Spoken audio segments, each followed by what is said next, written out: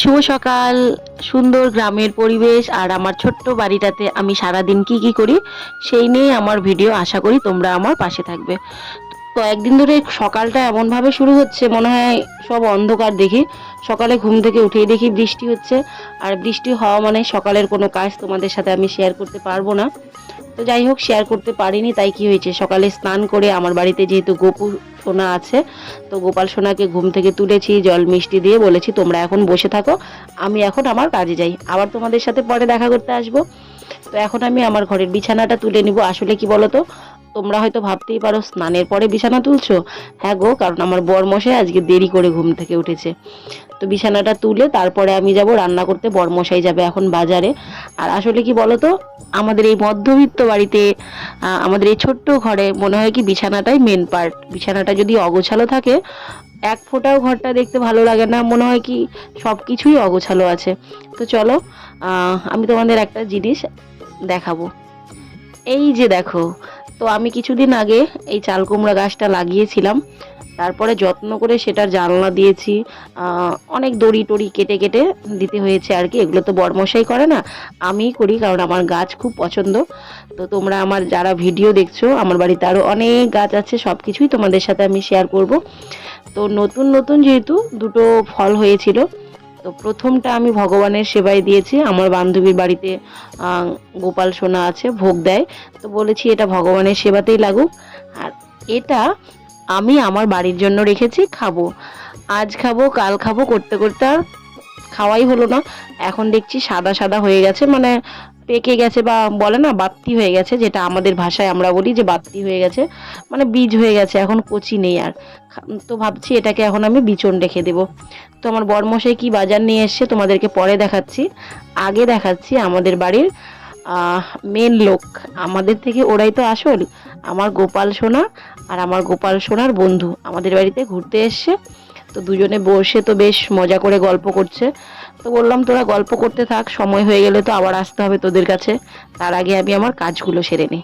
তো যেহেতু বিছানাটা ঝাড়া হলো, তো ভাবলাম আবার একটু সামনে দিয়ে ঝাড় দিয়ে দিই, না হলে তো বর এসে কিচকিচ করবে। হ্যাঁ, পায়ের মধ্যে বালি লাগছে, ভালো লাগছে না, এই নিয়ে আমাদের সমানে ঝগড়া মানে লেগেই থাকে, এটা এখানে কেন ওটা ওখানে কেন। তো তোমরা আমার সাথে থাকো, ধীরে ধীরে সব কিছুই বুঝতে পারবে, কেবল তো শুরু করেছি। তো দেখো, ঝাড় দিলে না এখান থেকে ওখান থেকে কিছু না কিছু বেরিয়েই যায়। আর আমাদের যেহেতু উঠানটা মাটির, অনেক সময় হয় কি খালি পায়েই বেরিয়ে যাওয়া যায়। ওই খালি পায়ে আস্তে আস্তে মাটি সব উঠে গিয়ে এই দেখো পুরো বারান্দা মানে তোমার কেমন হয়ে গেছে বলো তো, বালি বালি হয়ে গেছে। আর বৃষ্টির জন্য আজকে আমি এখনও অবধি ঘর বারান্দা কিছুই মুছিনি, কারণ ঘর বারান্দা আমি যদি মুছে রাখি তাহলে আবার হাঁটাহাঁটি হবে, তাহলে আবার পায়ের ছাপ হয়ে যাবে, পায়ের ছাপ হয়ে গেলে না আমার এক ফোঁটাও ভালো লাগে না। তো এখানেই ফেলে দিলাম, সব কিছু পরিষ্কার করে নিলাম। এখন মনের মধ্যেও শান্তি যে না, হ্যাঁ আমি পরিষ্কার করেছি। তো চলো কি বাজার নিয়ে আসছে সেটা তোমাদেরকে দেখাই। তো এখানে নিয়ে এসছে আজকে মাংস, খাসির মাংস। আমাদের বাড়িতে যেহেতু চিকেনটা হয় না, আমরা চিকেন খাই না, তো এদিকে সব মশলা করে নিয়েছি, আলুটাও কেটে রেখেছি, আর এদিকে কড়াই বসিয়ে দিয়ে আলু কাটতে গেছি।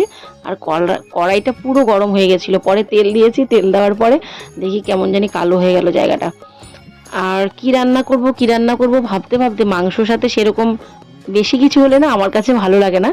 তো এই যে নিয়ে এসছি কয়েকটা পটল, এই পটল ভাজা আর মাংসর ঝোল রান্না করব। তো আমি মাংসটা কিভাবে রান্না করি চলো তোমাদেরকে দেখাই।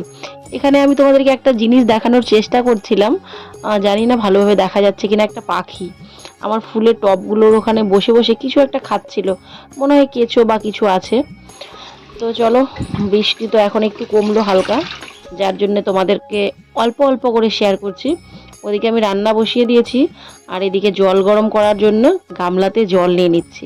খাসির মাংসতে গরম জল না দিলে কিন্তু ভালোই লাগে না।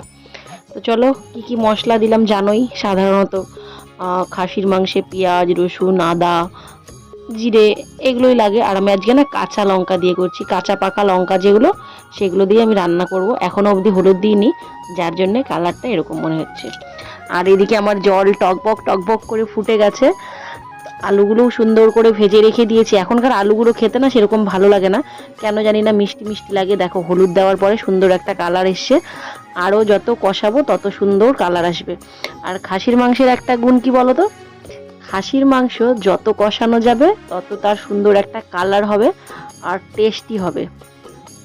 তো আজকে মাংসটা আমি পুরো পাতলা ঝোল করব, আমার খুব ভালো লাগে পাতলা ঝোল খেতে। তো মাংসটা কষিয়ে এই দেখো গরম জলের মধ্যে দিয়ে দিয়েছি। এখন আমি আঁচটা কমিয়ে ঢেকে ঢেকে এটাকে সেদ্ধ করব, একবারে পাতলা ঝোল খাবো, যা লাগবে না খেতে। আর খেতে সত্যিই খুব ভালো হয়েছিল। তো চলো, পেঁয়াজের চোচা, আলুর চোচা, পটলের চোচা এগুলোকে ফেলে দেব? ফেলে দেবো কেন, এগুলোকে কাজে লাগানো যাক। এই যে দেখতে পাচ্ছ আমার টবটা, এখানে আমি সব জড়ো করেছি, এর উপরে আমি মাটি দেব, তারপরে আমার গাছ তৈরির জন্য সার রেডি। তো এভাবে করে আমি আমার ফুল গাছগুলো লাগাই। তো বাইরেটা একটু তোমাদের সাথে শেয়ার করি।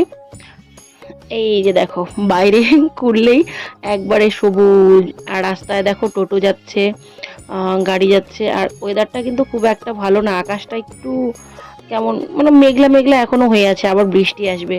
এখানে লাল সুন্দর ফুল ফুটে আছে। এ রাম, আমি ভুলে গেছি, আমি তো ওদিকে পটল ভাজা বসিয়ে দিয়ে এসছি। মনে হয় পটল ভাজা পুড়েই গেছে। চলো দেখি পটল ভাজার কি অবস্থা। না, পটলটা এখনো ভালো আছে। আমি ভাবছি পটল ভাজা মনে হয় পুড়ে গেছে, আর একটু পরে আসলে পটল ভাজা নির্ঘাত পুড়ে যেত, বরের কাছে বকাও খেতে হতো। ভাতটাও নামিয়ে নিয়েছি, ভাতটা কমপ্লিট। আর মাংসটার কালারটা কি সুন্দর এসছে, চলো তোমাদেরকে দেখাই। এই দেখো খাসির মাংসের পাতলা ঝোল।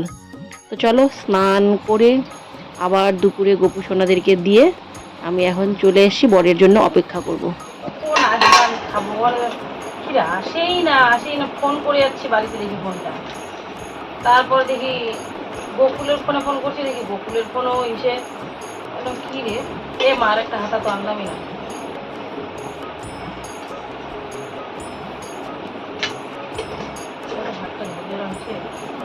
কর্মশাই গেছিল কাজে, আর আমার এত পরিমাণে খিদে পেয়েছিল, কখন আসবে কখন আসবে করে আমি বসেই আছি। তারপরে দেখলাম মশাই এসছে, তো এখন খেতে দিয়েছি, দু চারটে কথাও শুনিয়ে দিলাম যে এত দেরি করে আসলে আমার খিদে পেয়েছে তুমি জানো না। তো দুজনে মিলে এখন বসে পড়ছি খেতে। তারপরে আমার বর কি কি বলছে সব কিছু তোমাদের সাথে শেয়ার করব। আর বন্ধুরা, আমার ভিডিও যদি তোমাদের ভালো লাগে অবশ্যই আমার চ্যানেলটিকে সাবস্ক্রাইব করে আমার পাশে থাকবে এবং লাইক কমেন্ট শেয়ার করবে। তো চলো, নিয়ে নিয়েছি বড় একটা আলু আর হাড্ডির পিস, দারুণ লাগে। আর আমার সব থেকে প্রিয় জিনিস এটা হলো চর্বি। আজ একটু পাতলা পাতলা করে ঝোলটা করছি, কেমন লাগছে খেতে? দারুণ, সত্যি কথা বলো, শুধু ভিডিওতে না কিন্তু সত্যি ভালো লাগছে। আজ একটু পাতলা পাতলা করেই করেছি, তো আমরা খাবো, খাওয়া দাওয়ার পর আর একটু ঝোলটা শুকাবো, তখন খেতে আরো ভালো লাগবে। নিও মাংস নিও। কাঁচা লঙ্কা দিয়ে করেছি কিন্তু, শুকনো লঙ্কা দিইনি, কাঁচা লঙ্কা দেওয়া। তোমার একটু সামান্য একটু মানে কাঁচা মানে কয়েকটা শুকনো লঙ্কার পাকাগুলো যেগুলো ছিল, আর কাঁচা মানে ওই তীক্ষ্ণ ঝালটা নাই কিন্তু, দেখো মিষ্টি মিষ্টি ভাব একটা না, কারণ বেশি শুকনো লঙ্কা দিলে না ঝালটা খুব পরে বুক ব্যথা করে। সেদ্ধ হয়েছে সুন্দর মাংসটা। চলো খেয়ে নি। আমার বর লজ্জা পাচ্ছে বলে আমার লজ্জা লাগছে। কেন লজ্জা লাগে কেন? হ্যাঁ তুমি তো বললা এই আমার লজ্জা লাগে ভিডিও করো না, বললা না একটু আগেই তো বললা। তো চলো খাওয়া দাওয়া করে নি। খাওয়া দাওয়ার পরে তোমাদের সাথে আর কিছুই শেয়ার করা হয়নি, যেহেতু বৃষ্টি হচ্ছিল। আমি সুন্দর একটা ঘুম দিয়েছিলাম। এখন বাড়িতে সন্ধ্যা দিয়ে আমি চলে এসেছি জগন্নাথ দেবের মাসির বাড়িতে। আমি যেহেতু ভগবানকে দর্শন করছি, তোমাদেরকে দর্শন না করালে হয়, তো তোমাদেরকেও একটু দর্শন করিয়ে দিলাম। আর এখানে সব ভক্তরা এসে বসে আছে, আরও সবাই আসবে, কীর্তন হবে, ভাগবত পাঠ হবে। আর বাড়ি এসে দেখছি মহারাজ কি সুন্দর গাছের পাতার মধ্যে বসে আছে। ভাবলাম তোমাদের সাথে শেয়ার করব, উড়েই চলে গেল। ঠিক আছে, আজকের মতন টাটা, সবাই ভালো থেকো, সুস্থ থেকো।